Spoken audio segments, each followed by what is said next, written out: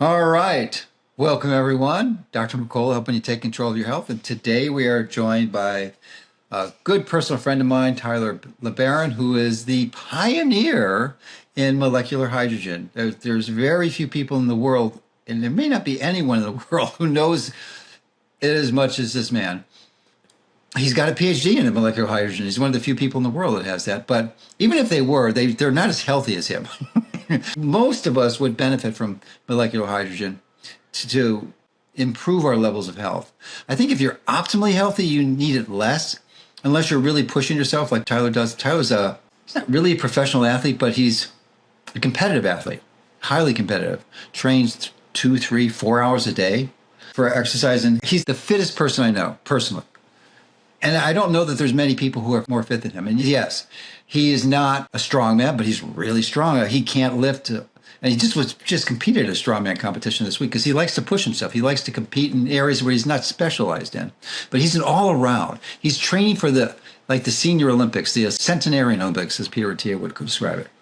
And there's not many people who are strong in him and as fast in distance events and speed events too. He's not a professional, but he's close to a professional arm wrestler.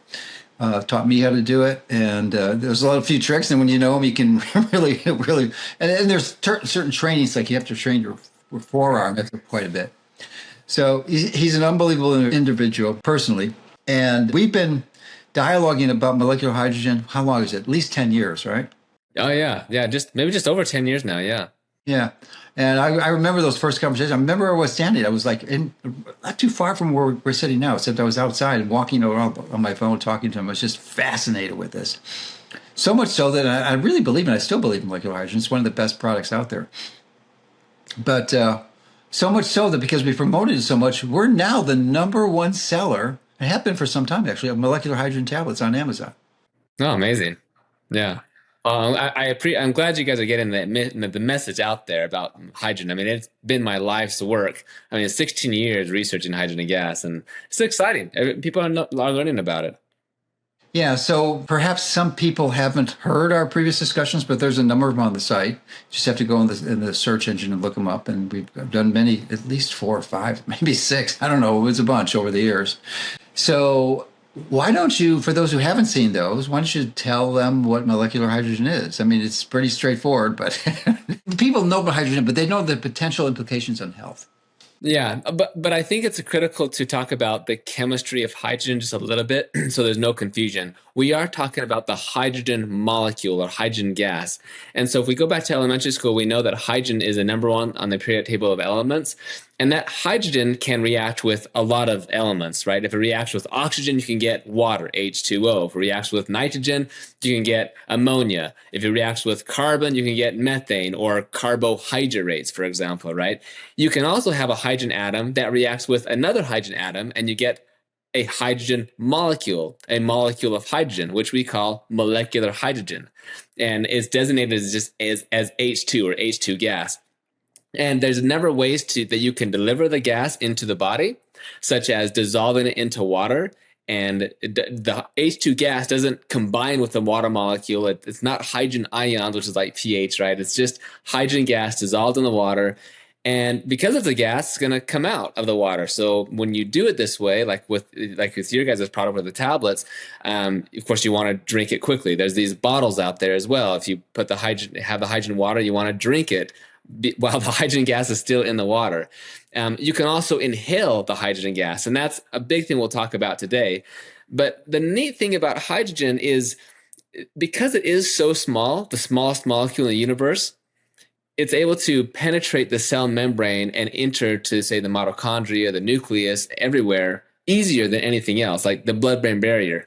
And I think it's really fascinating when we know about the principles of pharmacology and the pharmaceutical things and just drug development or supplements in general. Is one of the most important things is the bioavailability of the molecule, and that's why, like, we can, in like cell culture, you can find a compound that maybe has dramatic effects, exactly what you want, but there's no way you could actually get that molecule into, say, the mitochondria, let alone the cell, let alone bypass the liver and the digestive juices of the stomach and the bacteria and be transported through the blood and everything, right?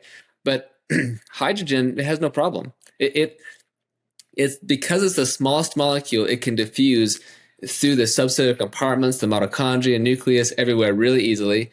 And it provides benefits to our body, which we see in animal and human clinical studies, which we can talk about.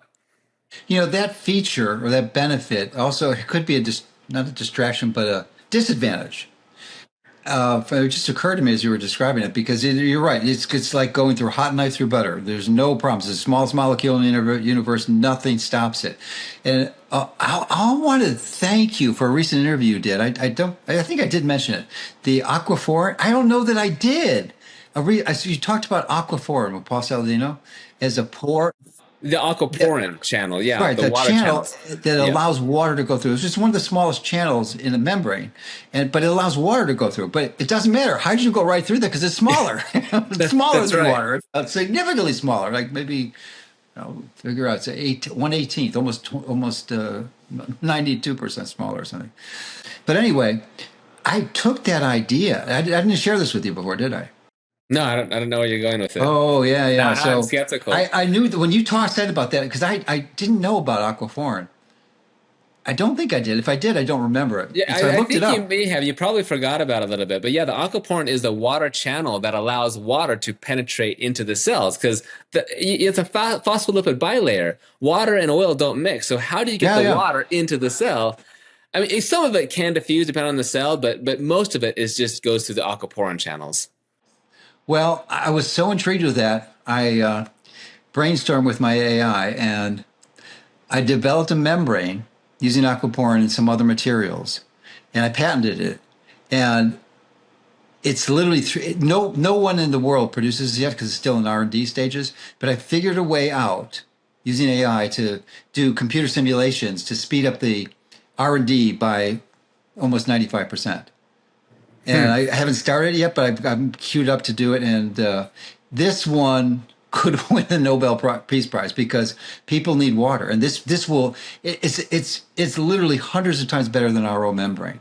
For every gallon of water that you filter in RO membrane, you have Yeah, to you lose dispose of quite a bit. four. This is 1 to 1, 1 to 1. We can talk more about this. Maybe we will offline. But this has Yeah. been one of the fundamental innovations that people have tried to figure out is use biology, the aquaporin, to filter water because the aquaporin is so amazing. It only allows the water molecule to go through. It even excludes all the ions, even the hydronium ion, everything, and it's just Salt, passive. as in salt water, which is most of Yeah, the water on the exactly. planet. So Yep. if you get that filter to work, Right. Oh yeah. No, this changes the whole this world. It it changed the whole does. world. Yeah. 100%. Thank you for that digression because it is very fascinating. But you're right. Hydrogen doesn't need to go through aquaporin. It can, but it can just go through the cell membrane as well. It can go through everything very easily. And now we can figure out, okay, when it does go into the cells, what are those benefits? And I think most of us understand that oxidative stress is a problem. But I want to add on to that a little bit more, which I know I've reviewed a couple of your papers. We talked about this. Is the other side of oxidative stress, which is the reductive stress. Yes. I'm a big fan of that. And so my term I've been talking about for the past nearly 10 years or so now is really the redox dysregulation. So if you Hmm. have oxidative stress, we know occurs, but we also know that in the same cell, the exact same cell, you could have reductive stress. And reductive stress can lead to oxidative stress. And this is why just conventional antioxidants doesn't help you a whole bunch because yeah, it's going to help with certain areas of oxidative stress when you're getting it from food and diet and eating healthy, but you still need to work on that reductive stress side of things. And that's really where hydrogen shines, is because hydrogen is a redox modulator. When what we see in the cells in these studies is hydrogen helps to modulate or help maintain the redox homeostasis of the cell. And so if one compartment is suffering from oxidative stress, it can help reduce that because it can help, for example, reduce the amount of free radicals that are produced in excess.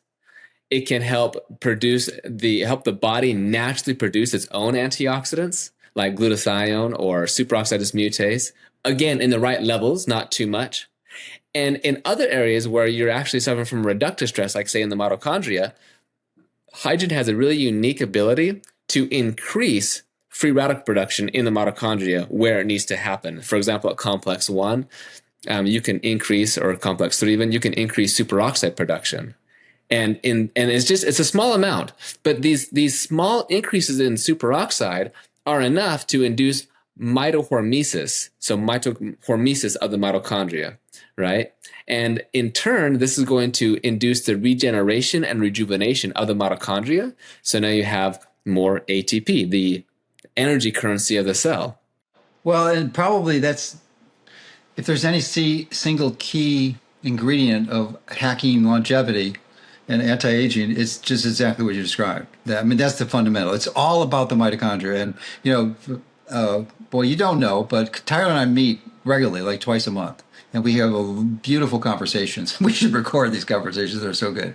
But we're in the process of exploring many ways to rescue mitochondria. But I love the fact that you pointed out that it's this redox modulator, and you briefly alluded to it. But I just want to expand a bit here because people may not understand it. There's different compartments in the body, in the cell, even.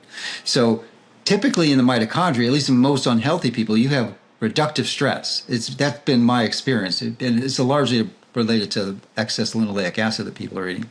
But in the other compartment, inside the intracellular space that holds the mitochondria, you can have oxidative stress as a result of that. So you've got, which one do you do? You throw the antioxidants and put them in the cytoplasm, or do you put do you exclude them from the mitochondria? Well, in some ways it does, because there's a membrane that can do that. But no, you want something that does both, which is what hydrogen does. It's like perfect. It is not an it is absolutely inaccurate to describe it as an antioxidant. It's a redox modulator, which is the key. That's how it works, which is so important. But people don't tend to appreciate that unless they understand reductive stress. And I believe, and we've had this discussion many times, that reductive stress is probably more biologically significant because it results in lots of the oxidative stress. Yeah. Ultimately, it's oxidative stress that does the damage. But you got to get to the cause. And if the cause is reductive stress, which is typically, in my belief, it could be linoleic acid, it could be many other things that cause it. There's many other causes. Sure. Just not exclusive. But the biggest single denominator for most is the vegetable and the seed oils that people are eating. So I think, just to clarify, why do we know that hydrogen is not just a free radical scavenger, a typical antioxidant? And just to clarify, there's a couple reasons why. Number one is because hydrogen as a molecule, it's a covalent bond. So the two hydrogen atoms that are bound together, it's a very strong bond. That bond's not easily broken. So you can't just put hydrogen with a typical minor free radical or oxidant like hydrogen peroxide, nitric oxide. They'll just sit there and they won't do anything. And there has to be some sort of activation, something to overcome the activation energy so they can react. And that's not going to happen inside the body. But if you have something like the hydroxyl radical, now we know that hydroxyl radicals are so reactive, they literally will react with anything. It doesn't matter if it's a covalent bond or how strong it is, it'll react. So hydroxyl radicals, they could react with the hydrogen molecule. And when it does so, you just make water. And there's some new research actually showing that one of the targets of hydrogen is actually this iron porphyrin molecule. Now, iron porphyrin molecules are rich in the mitochondria and a lot of places like myoglobin and things. Hydrogen actually can target these iron porphyrin molecules, and it reduces them to a different state, so it actually acts as a catalyst, so it can easily reduce certain hydroxyl radicals or other things. Anyway, it's one of the upcoming targets. But the other really obvious fact that we know that hydrogen is modulating redox homeostasis, and it's not just benefiting as a direct antioxidant, is because you can apply the hydrogen gas. Let's do a session of hydrogen therapy, hydrogen inhalation, which we're going to talk about, and you do it for just an hour. You will still get benefits for the next 24 hours, even though all the hydrogen gas is out of your system, because hydrogen gas it doesn't store in the tissues. It doesn't build up in the liver or the muscles or the fat or something like that, and then become toxic. Like, it's not toxic anyways, but it doesn't build up, it doesn't accumulate.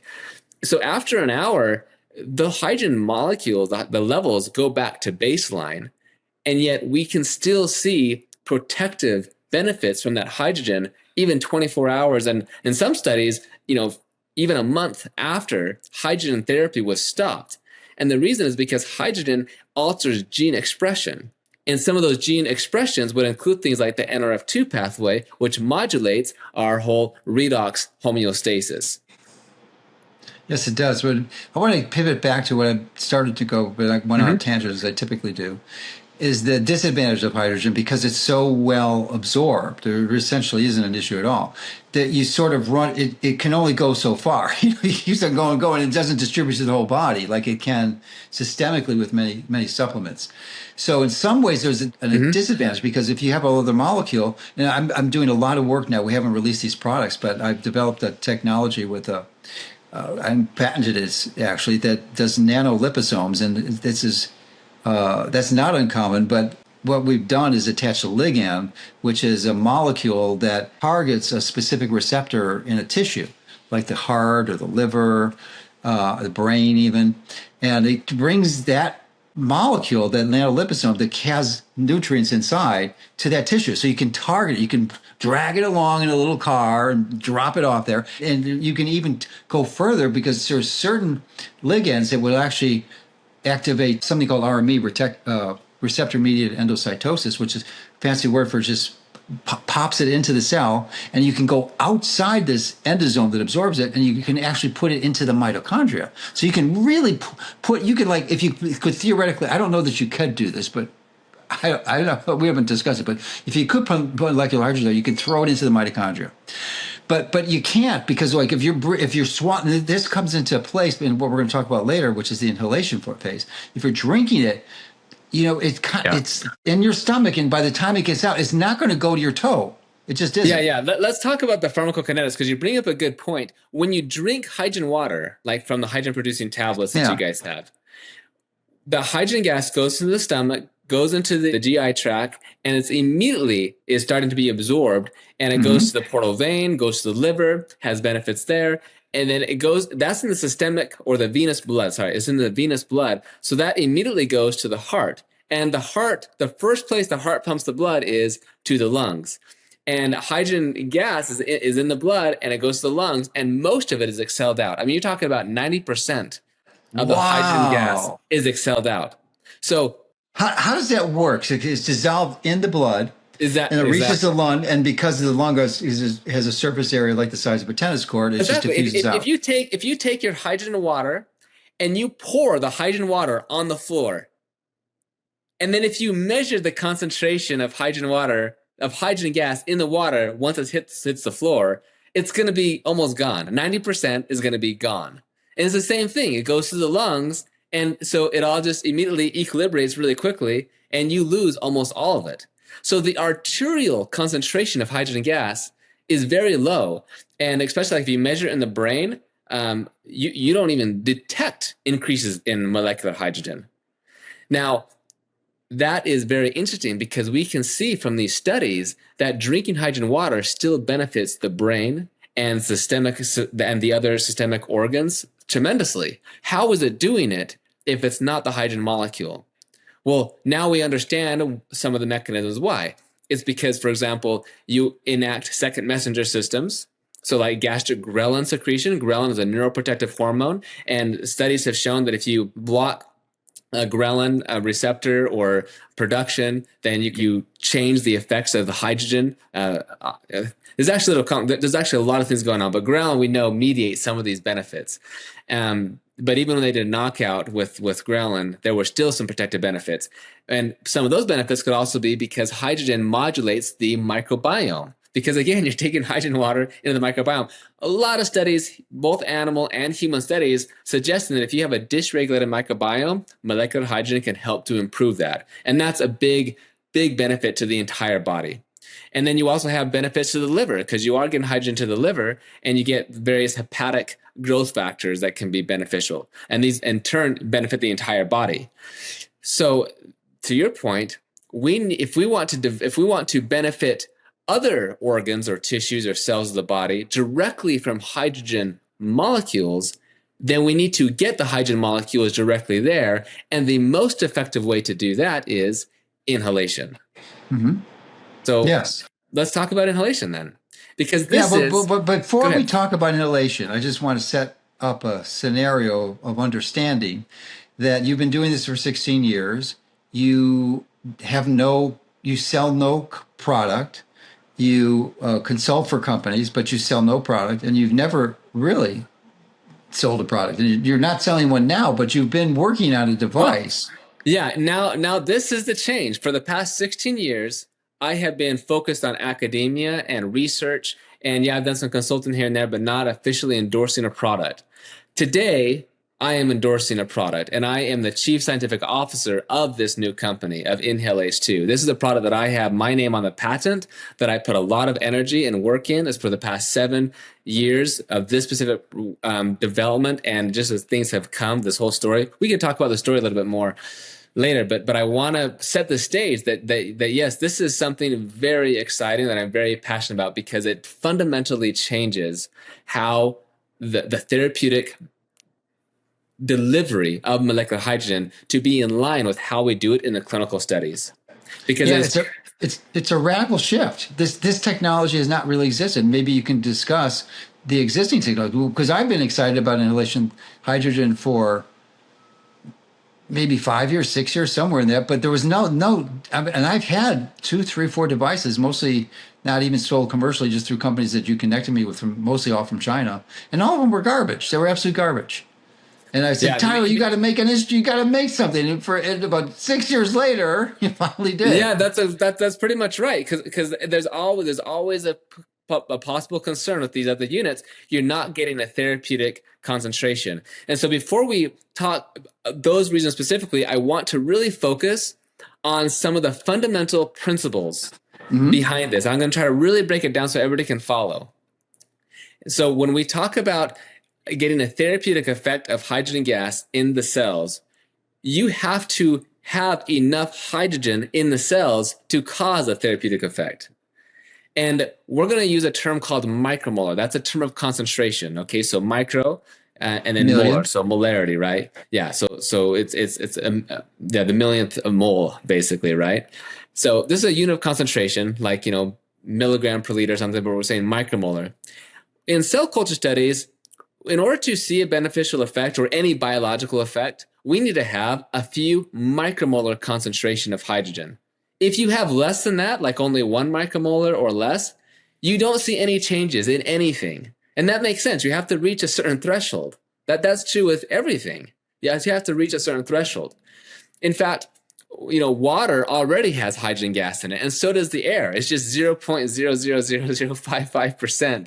But there's no benefit there because it does not reach the therapeutic threshold. Now, there's a law called Henry's law that tells you what the concentration of a gas will be in water when you know what the partial pressure is, or the pressure of that gas in the headspace. And so with hydrogen gas, we can do the calculation, just like we can do an example with oxygen gas. If you have 21% oxygen gas in the air, this is what we're breathing. And then that means if you have like a glass of water, like I have water right here, I can measure the oxygen concentration in here, and you'd be around 8-9 milligram per liter. And that's because it reached equilibrium with the 21% oxygen in the air, and it reached equilibrium. Now you have around 8-9 milligrams of oxygen in the water. So, and every gas is going to have a different Henry's law constant. Hydrogen gas is not quite as soluble as other gases, so it's going to be a little bit lower once equilibrium is reached, right? So this is very important to talk about inhalation, because it is the percent of hydrogen gas that we need to inhale in order to ensure that we're reaching a therapeutic threshold of hydrogen gas in the cells. And in the clinical studies, you need to be about 1% hydrogen gas in the headspace at a minimum. A 1% hydrogen gas needs to be inhaled. Or 1% hydrogen gas needs to be like above the cell culture, the petri dish, right? You need to have 1% hydrogen gas here. Or in the animal cage, we want to have 1% hydrogen gas in the animal cage. If we do that, we can see therapeutic effects. And we often can see more if you get 2% or 3%. But there is sometimes diminishing and negative effects. Sometimes we'll talk about that briefly. Like death. Well, if you go too high, then you don't have any oxygen. Yes, that's true. Or explosions. Or explosions if you go above 4%. So we really want to have a therapeutic window between 1 to 4%, because when you go above 4.6%, now it's flammable. Right? And there is the Hindenburg. I mean, there is hydrogen gas is flammable. This is the gas we're talking about. We got to be very careful. So in this cell culture, so let me just walk you through my experience doing my research. Even back in 2013, when I was in Japan, we would have an incubation chamber for cell culture studies, and we would have tanks of hydrogen gas, not a machine, not like an inhalation machine, but tanks of pure hydrogen gas and a nitrogen, oxygen, CO2, and we would connect all the tubes together in a certain way with a certain flow rate so that we could get the very specific percent of hydrogen gas in the cell culture incubation chamber so that we could get a several micromolar concentration in the cell culture studies. And then we could do our studies that way. In the animal studies, same thing. We have a cage, and then we will connect the tubes and everything to the cage, and they would just go out. And then we would know that the animals have exactly 1%, 2 or 3% hydrogen concentration inside that cage. So every inhalation they breathe, whether they're running around, on their wheel, playing, whatever it is, are breathing that percent of hydrogen gas. Same thing. Well, when I was doing my PhD, for example, we used a tank of hydrogen gas. And actually, we had a company make a special tank of 2.3% hydrogen gas, and 21% oxygen, and then the balance nitrogen. And we would use this when we were doing research on heart transplants in adult pigs. But this way, we could ensure that the pigs were getting exactly 2.3% hydrogen gas, right? Not a bunch of fluctuations or anything. And the clinical studies do the exact same thing. Some of the largest studies, they have where you have a face mask, and they make sure that the patients are getting exactly the 2.3% or 2% hydrogen gas. And that's because they also use a tank of mixed gas and that way every inhalation they take comes from that tank and ensures they're reaching a therapeutic concentration of hydrogen. And there's a term that we use in medical gases called fraction of inspired gases. So in oxygen therapy, we use the term FiO2, fraction of inspired oxygen. In hydrogen, we do the same thing, fraction of inspired hydrogen. And that FiH₂ has to be at least 1%. That's pretty much the bare minimum. And you want to go up to maybe 4%, because that way you still get the benefits without having explosion hazards, okay? Now, we're going to come back to that in a little bit, but let's talk about some of the clinical studies on hydrogen therapy. One of the largest ones that was just done, was not just done, but a year or two ago, published in Lancet, or actually eClinical Medicine, which is a sister publication of Lancet, but they use hydrogen inhalation therapy for post-cardiac arrest syndrome. And so typically, of course, people have a cardiac arrest or whatever, then they're not getting the blood supply to their brain and the whole body, and then they often can die later after, because they've had a lot of damage to their whole body, right? Yeah. It's called a perfusion-reperfusion injury. Yeah, exactly. Yeah, and the ischemia part, ischemia and reperfusion. Yeah, it's when you put the good stuff back in, because there's so much damage there. The oxygen just catalyzes all these free radicals, and the damage is pervasive. Exactly. Yeah. So if your heart stopped, and then you start getting the heart pumping again, all of a sudden the heart's pumping oxygen-rich blood to the brain, and the brain's not ready for that. It's like all of a sudden oxygen is everywhere, and the mitochondria get turned back on and start using up that oxygen, and it causes all these damages, right? And I'm just going to digress quickly to that Nature Medicine paper, that 2007 Nature Medicine paper. The classic thing that catalyzed all this. Was that the first paper? The first paper, wasn't it? That was one of the first, not the first one. One of the first ones was actually published in Science back in 1975. But Nature Medicine. I thought it was. Oh, it was published in Science and then Nature Medicine, his same study. No, different study. No. I was saying 1975, there was one published on the Oh, okay. potential benefits of hydrogen on cancer, but but the concentration used was so high that it's dangerous. You can't do that clinically. 2007 paper, this changed everything because guess what? They used 2% hydrogen gas, and it was an animal model of a stroke model of an animal. And when you provide no hydrogen gas, you can look at the paper and you can see the brain was just totally damaged. The brain slices, all the white areas of this dead portion of the brain. But when you applied 2% hydrogen gas, it dramatically suppressed the brain damage. And that was only 2%, which is not flammable, but it was enough to be therapeutic. Was this post-stroke or was Yeah, it, were they pre-treated? yeah, exactly. And actually, there's been other ones doing a pre-treatment as well, or post-treatment, this is interesting because hydrogen is actually something you can do all the time. So you can actually make it so it is pre-stroke, right? And you probably have better outcomes doing it that way. And we can talk about some of those mechanisms for the reasons why. But that Nature Medicine paper changed everything because now all of a sudden we can use hydrogen gas clinically at concentrations that are not explosive. And it has these major effects in this stroke study. And then 10 years later, they did a clinical study on a stroke specifically, and they found that inhalation of hydrogen gas, again, with the tank or with ensuring the 2.3% hydrogen gas was everything that they inhaled, they found that hydrogen was more effective than standard therapy alone. I mean, they compared it to other, like Daravoan or other approved drugs that they used, in Japan. Hydrogen was more effective. So this was, it was a randomized study. It was like 50 subjects or so. So it wasn't huge, but the results were pretty impressive. And we see similar things, on and on. And that's now going back to this other paper I was just talking about on post-cardiac arrest syndrome. Well, compared to standard treatment alone, the use of the molecular hydrogen inhalation, after 3 months later, there was about a 20% increase in survivability post 3 months.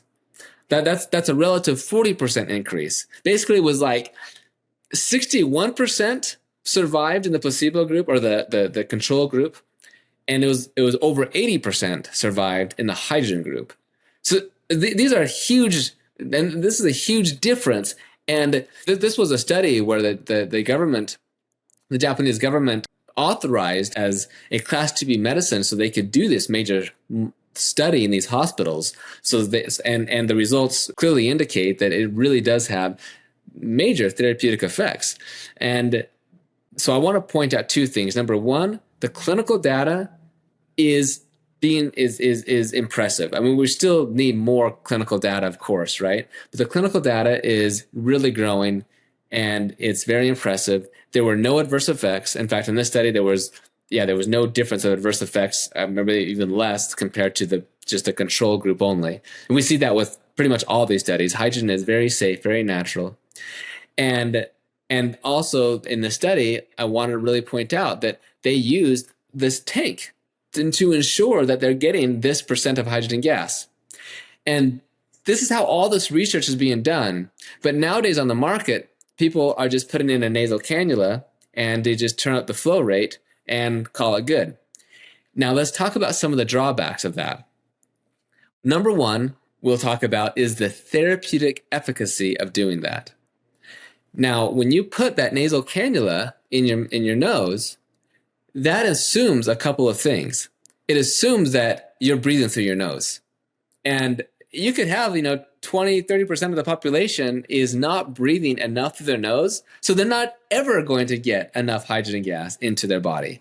So you have people who use machines and don't get benefits, well, probably potentially because they never even got the molecular hydrogen into their body. And that's going to be true even if the flow rate is super high, because they're just mouth breathing. They're not nasal breathing, right?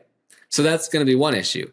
Number two is the fact that even if the machine has a relatively high flow rate, it could be beneficial for one person. Like let's say it's around 200 or 300 milliliters per minute for one person. If it's a small individual, then they're breathing just normal and they're fine, and they could potentially get to that 1% concentration of hydrogen gas. But that's not going to be true for somebody else who is a larger, and they have a higher sympathetic tone to them. And because their ventilation is going to be a lot higher. And this, it kind of gets a little bit technical, but I think it's important. When we look at medical text, like physiology textbooks, we typically say that the minute ventilation, or how much somebody breathes in a minute, is between 5 to 8 liters per minute. That's only when you're at rest. That's not when you are sitting down, studying or kind of talking, or you're being alert. It could be 8 to 12 liters per minute in that case. So, or running upstairs. Well, like a lot of stairs. Yeah, of course, if you are exercising, like you're so fond of doing. Yeah, that's true. I do. And in that case, you could be moving up, like over 180 liters per minute. And when you're really exercising hard like that, it's crazy. Wow, it's a big difference. I know it was that much. Yeah, it's so your lung capacity to do that is insane. But yeah, just being at rest, like watching a show or kind of talking, whatever, your minute ventilation can be easily 12 liters per minute. And we can do the calculations on this. And you can see that for a lot of people, inhaling only 600 milliliters per minute may not ever get them even a 1% FiH₂. And that could be one of the reasons why some people don't get benefits from inhalation of hydrogen when other people do, just because of how they're breathing and whether their mouth breathing or nasal breathing. So that's number one, is the clinical efficacy. Number two is the explosion risk, because hydrogen gas, especially when combined with oxygen gas, is explosive.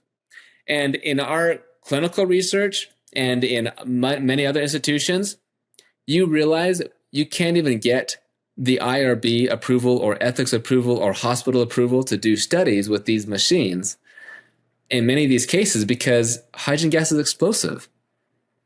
And not only is it just a concern, it's a concern that has actually happened. There are cases in Asia where people have been inhaling hydrogen gas and an explosion has happened that has caused bodily harm, bodily injury. There are publications on this. There are people who have been inhaling hydrogen gas, oxygen gas at higher flow rates with a nasal cannula in a clinic, maybe a beauty salon, a wellness clinic, and something happens and it causes a facial fracture. And this is serious things that people need to consider and realize that this is a big risk. You're familiar with some of those cases that happened with the hyperbaric oxygen chambers? Oh, yeah, of course. And that's really scary. And that's why there's so many protocols that need to be followed when people are using hyperbaric oxygen. Yeah, part of the reason that's the case is because there's no humidity in there. The systems don't allow your breath to build up, which has moisture in it. But if you had humidity, that radically diminishes the likelihood of a spark, and it's a spark that catalyzes the oxygen. That's right. And so a couple of points to think about this too is it was just like one person was like moving the blanket or something, and static electricity built up and ignited everything. But we should remember, oxygen is not flammable. Oxygen is just an oxidizer. There has to be something there to burn. We're talking about hydrogen, which is a substrate. It is the fuel, and it burns very, very well. And that's why the detonation of a hydrogen oxygen is huge. It's very dangerous, right?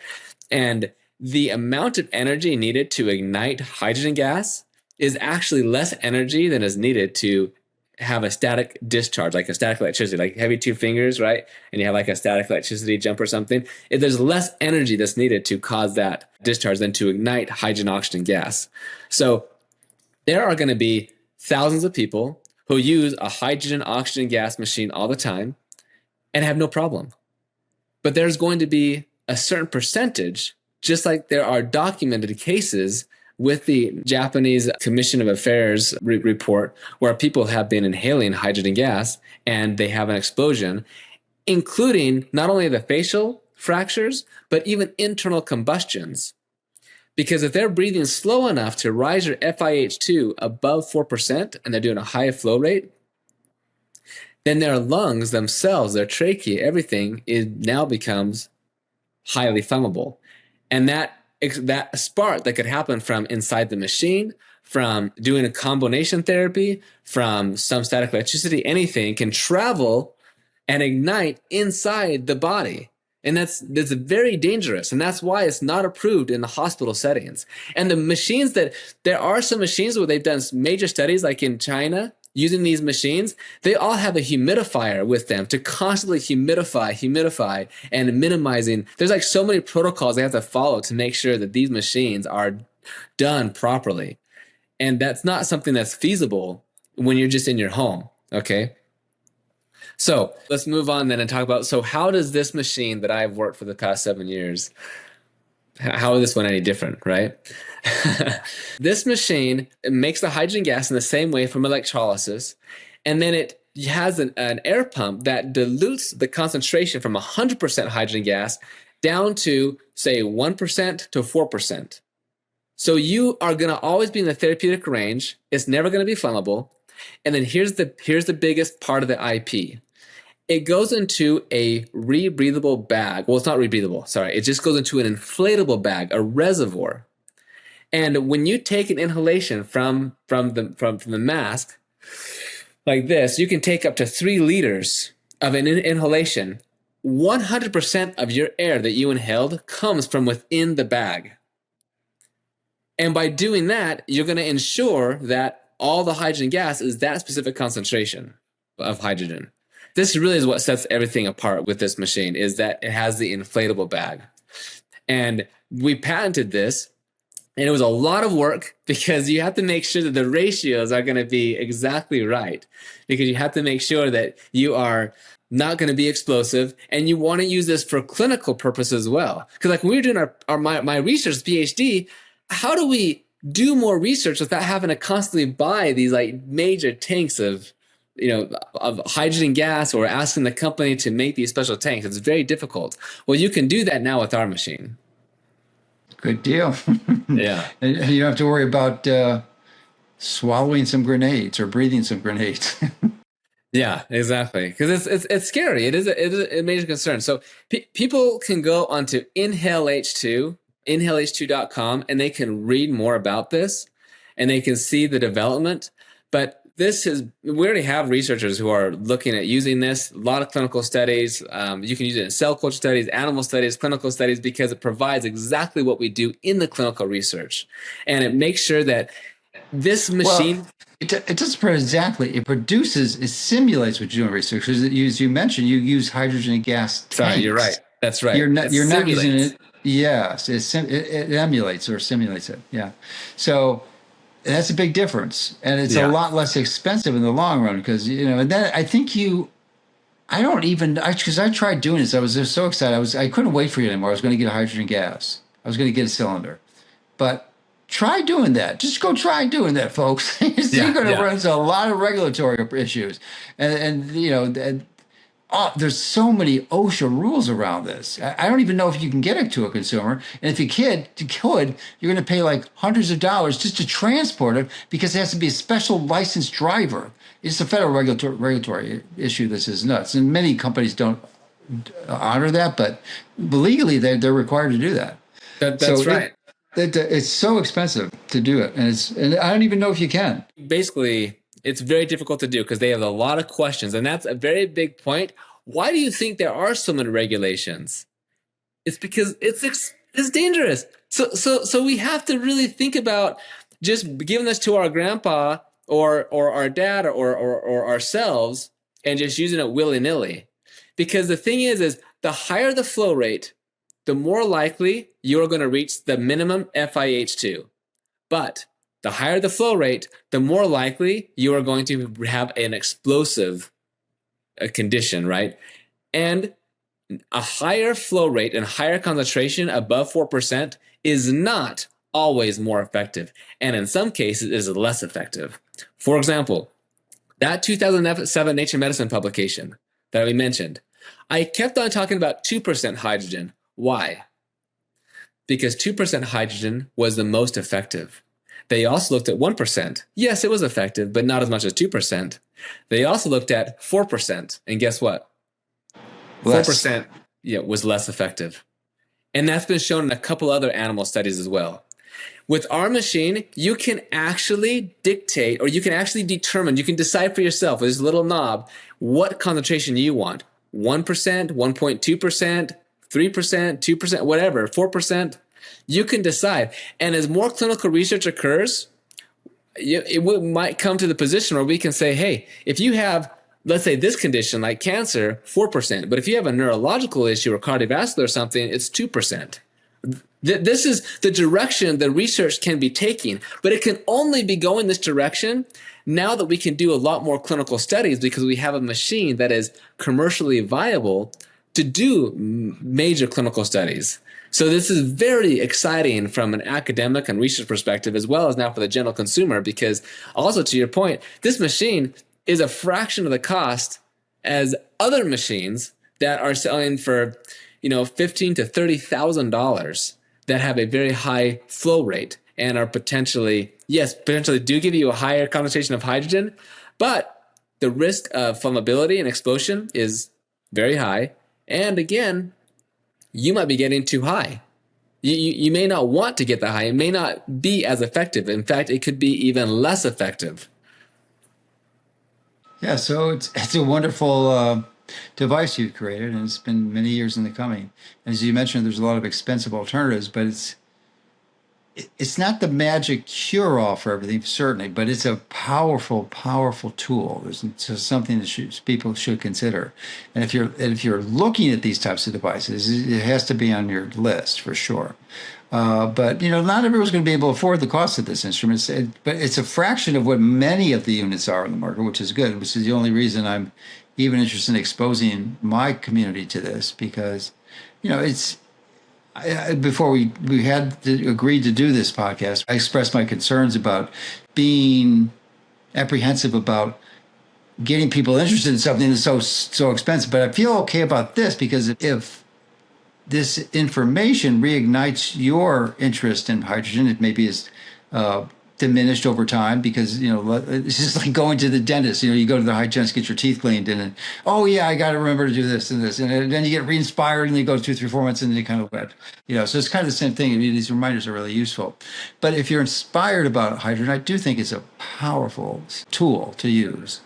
Not necessary for everyone, but for most people it benefit, especially if a lot of reductive or oxidative stress, because it's this redox regulator. Then you can use the tablets. The tablets are available at a fraction of the cost and doable, and you begin to experience with it. And we've had so many people. We're not the number one seller of molecular hydrogen tablets on Amazon for no reason. People don't buy it if it doesn't work. They're getting benefit from it.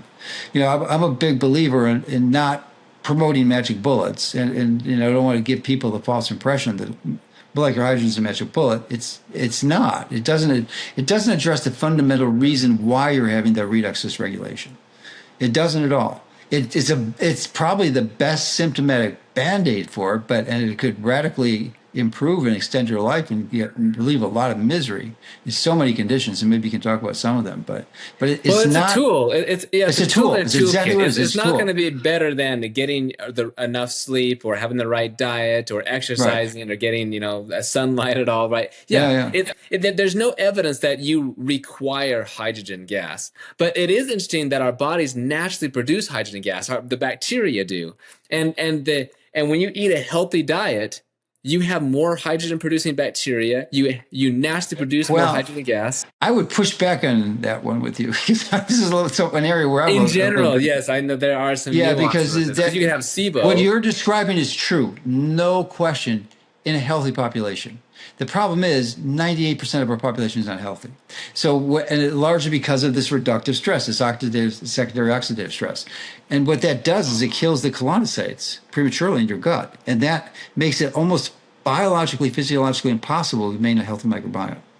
Yeah. And why is that important? Because if you don't have a healthy microbiome, a healthy diet's not going to work. In fact, fiber will make you worse. And fiber is what feeds the strains of bacteria. All the bacteria, the good and the bad. But then you're going to start, if you don't have the right colonocytes, then you just have bad bacteria. Well, it's not the right. No, if you don't have colonocytes or they're impaired, you're not going to be able to create the terrain or the environment for the good guys to grow, which essentially the colonocytes evacuate the oxygen. They do beta oxidation. They burn fat typically butyrate, short chain fatty acids, and propionate and acetate, and and in the result of that process of beta oxidation, they consume oxygen. And if those holes in your gut are sealed and you've got little tiny cells in there that are consuming oxygen, there's no oxygen coming in, that oxygen tension goes really low and it creates an anaerobic or without oxygen environment.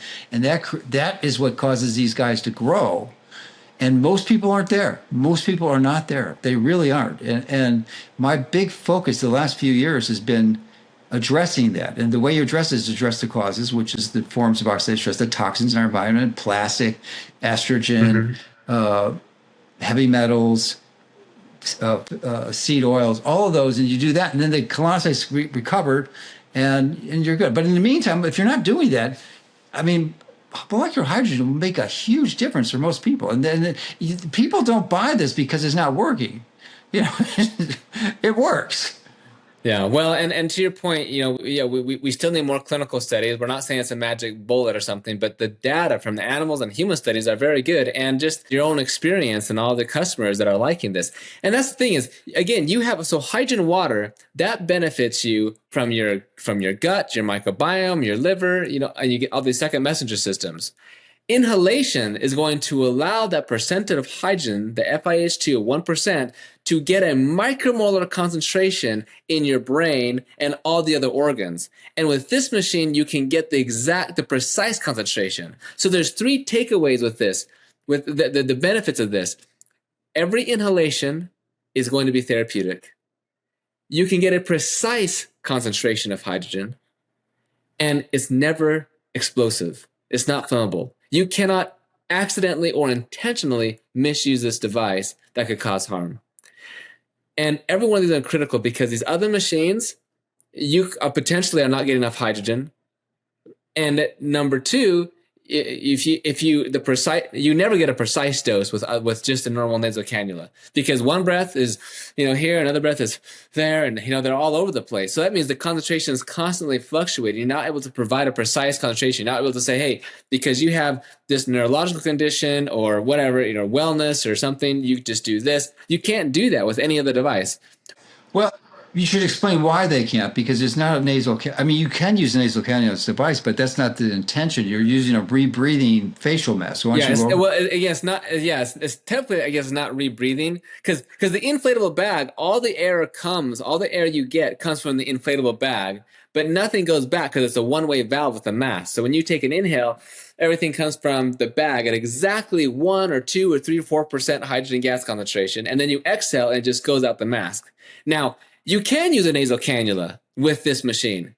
And if you do, then you will ensure you are at least not going to be explosive. And there is enough hydrogen that if you breathe slowly, you can get a therapeutic effect. But it's possible for a large individual, someone who's anxious, breathing quickly, they may not be getting as much hydrogen as they otherwise could have. And you still can't get the precise concentration. Why? Because your breathing pattern varies. Every breath you take is a little bit different than the subsequent breath. Plus, individuals by design. Yeah, by design, exactly. Yeah, that's actually a benefit, right? That's the whole. Anyway, yeah. So every individual is different, but with this case, everybody who uses the machine, they will all get exactly, say, 2% hydrogen gas, and this is the major thing that's going to make things different, with just ensuring a therapeutic level of hydrogen that you can benefit with. And to your point, yeah, not everybody is going to be able to afford this. It is, like I said, some machines are $15,000 to $30,000. Like this one in China, they did a lot of the clinical studies. That's pushing $20,000 to $40,000, depending on. There's a number of factors as why it's confusing, but it's a lot of money. But this machine, it's going to retail for like $5,000, and right now the company's doing a pre-sale, and it's for the first people, and it's like $1,000 off. And so if you do that right now, you can get $1,000 off this machine because you can be in the first ones to get this production unit machine. Because it's not been sold before yet. You've been promising me this unit for at least 3 to 4 years, maybe more. It feels like that. Well, it just feels like it because it is. This is not exaggeration. And honestly, it's because this has, even though I explain this machine, it sounds so simple. You just take an air pump, you have an electrolysis, you just alter the voltage so you know what the production of hydrogen gas is. It's so simple. We have approached several major manufacturers and engineers, and they have not been able to do it until just recently.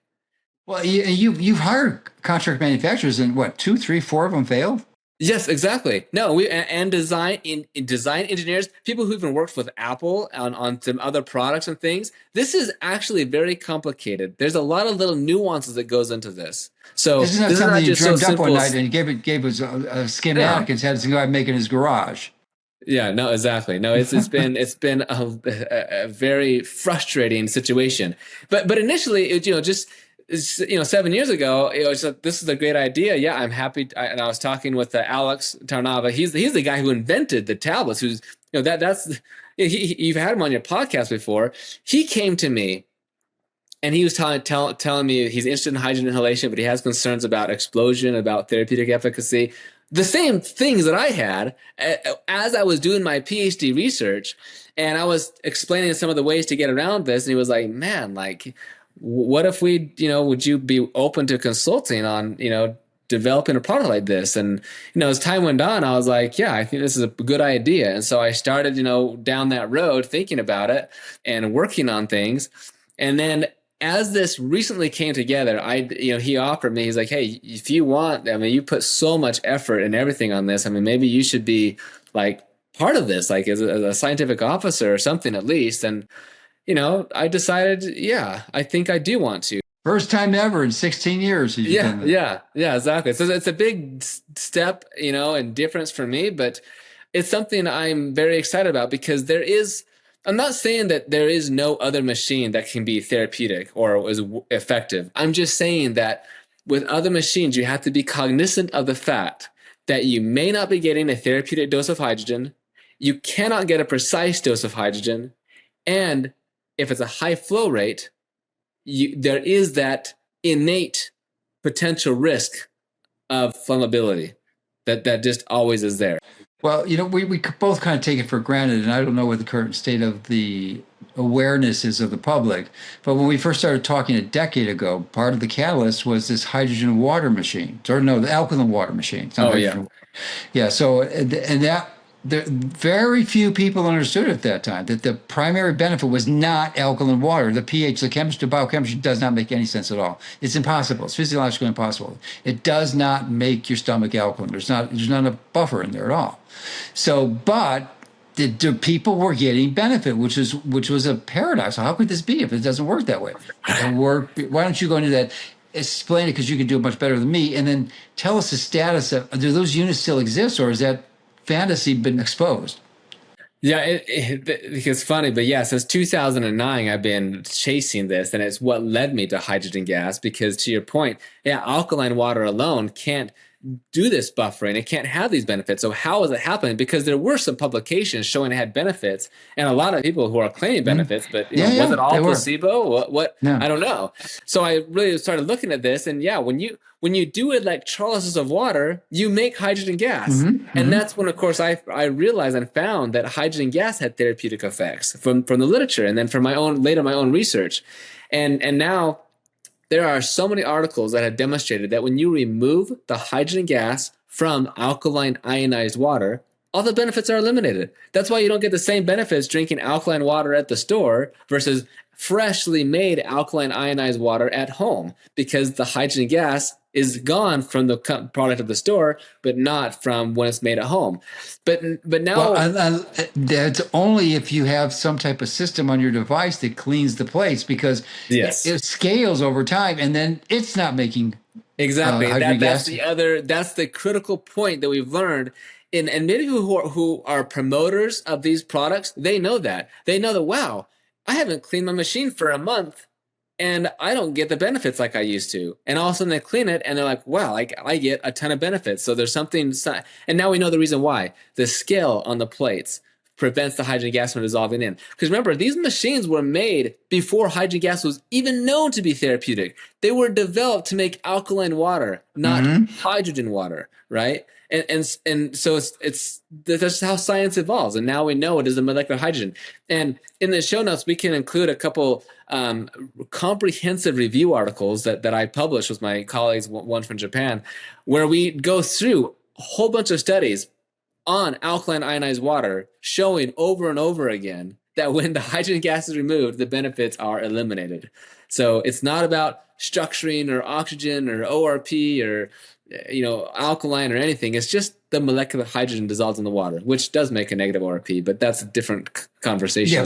Yeah, right. Yeah. So, but is there still a belief that alkaline water works, or has that been? I don't think so. I think that there's going to be some people who still think that alkaline water, has something, but most of the marketing I have seen from people who are still selling alkaline ionized water products, they are focusing on the hydrogen.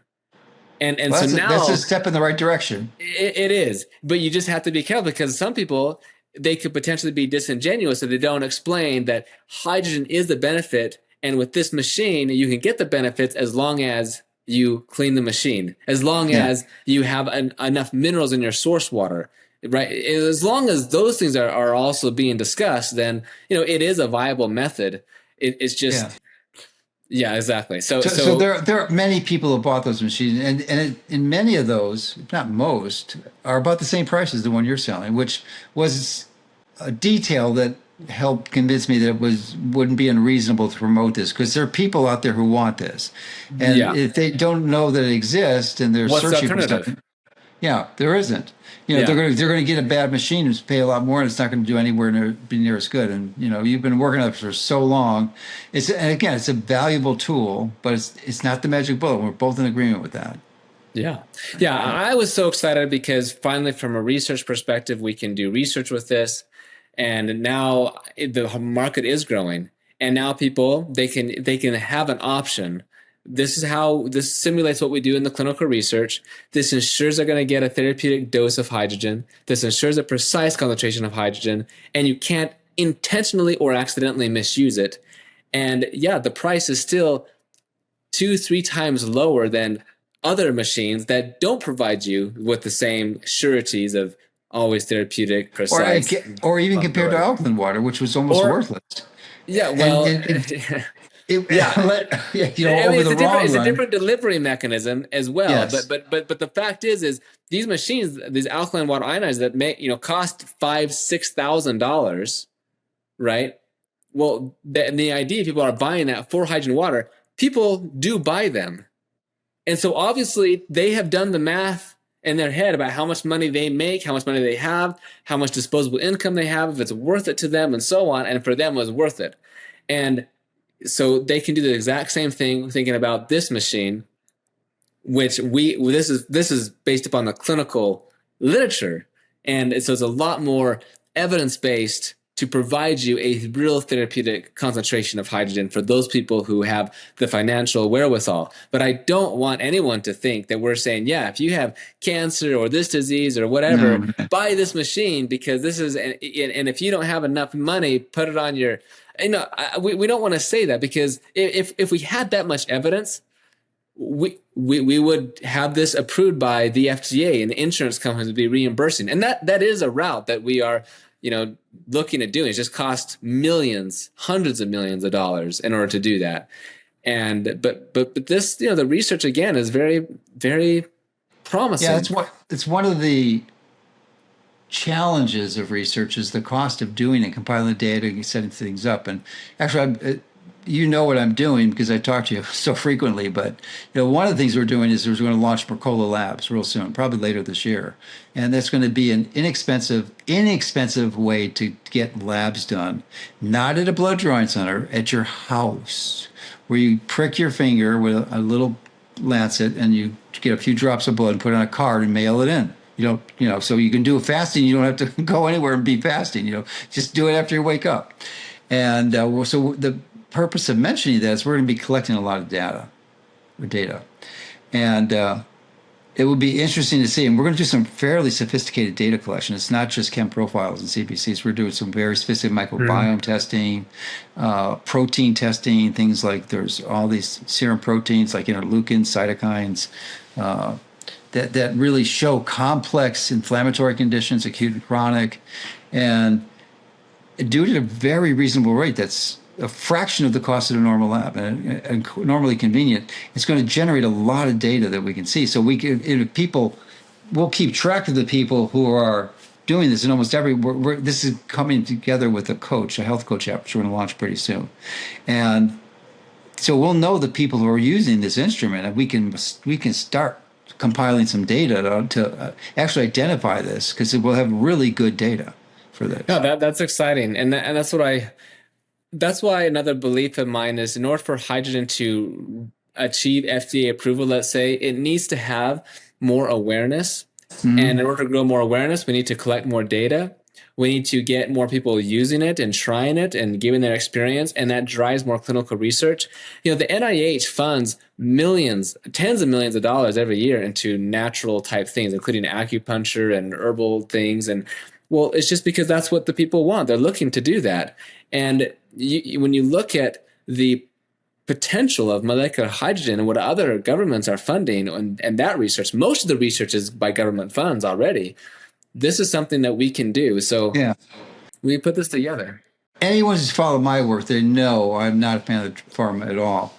So there's many ways to treat the symptoms that almost everyone invariably encounters when they're not addressing the foundational reasons why they're having challenges or symptoms of some or chronic disease. And there's a lot of different ways to hit it. And if you're hitting them with drugs, there's it's almost invariably, the benefits outweigh the unintentional side effects from that are just going to destroy you before the condition you were treating with. But this is, in some ways they're similar. They're both symptomatic, but this is absolutely without side effects unless you blow yourself up. Yeah. But the hydrogen gas itself, that would be the way of administering it. But this hydrogen gas has no side effects. It just doesn't. And I agree. The only potential caveat in terms of I already said that there's no evidence that we need hydrogen gas, but it is interesting that we have naturally evolved to have hydrogen producing bacteria in our bodies. Mm-hmm. And if we don't have that hydrogen producing bacteria, our health in general is just not as good. And we could uncover evidence that having small amounts of molecular hydrogen in the body substitute for it. Is actually very important and required.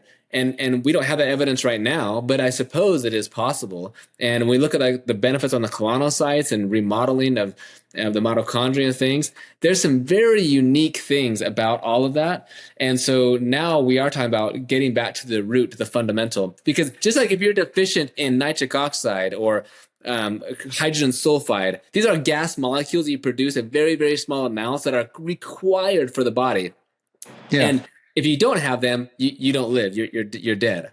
Yeah, a month or two ago, we had a dialogue about this, and because I always, normally in our conversations, you're always a skeptic, and you're always kind of throwing, but what about this? You think about that. So I started throwing them back at you because you trained me so well on this, and I said, well, listen, I believe that almost everyone's microbiome is destroyed, almost everyone's, and they don't harbor these hydrogen gas producing anaerobes, obligate anaerobes, and if you were to optimize their microbiome, I don't know that you'd benefit from the hydrogen gas as much. And we did the back of the envelope calculations. And I don't recall the numbers, but even if you had optimal concentrations, maybe 10 times as much as they're producing now, you're still not going to reach the therapeutic levels that you would in with this type of instrument. Yeah, that's right. In the blood. Which I was surprised. I thought I finally had you.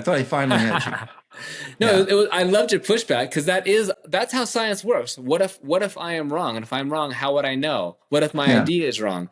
And so your question was very excellent. Like, well, but if you already have an optimal microbiome, why maybe we don't need any of this at all? And I guess my point is we don't know that we need it, but we do believe that having more hydrogen gas can be beneficial because in all the data, cell culture, human studies, you have to reach a several micromolar concentration. And you cannot do that by just eating a diet. Even if you have like SIBO, where you're producing way more hydrogen gas, and there's so much, right?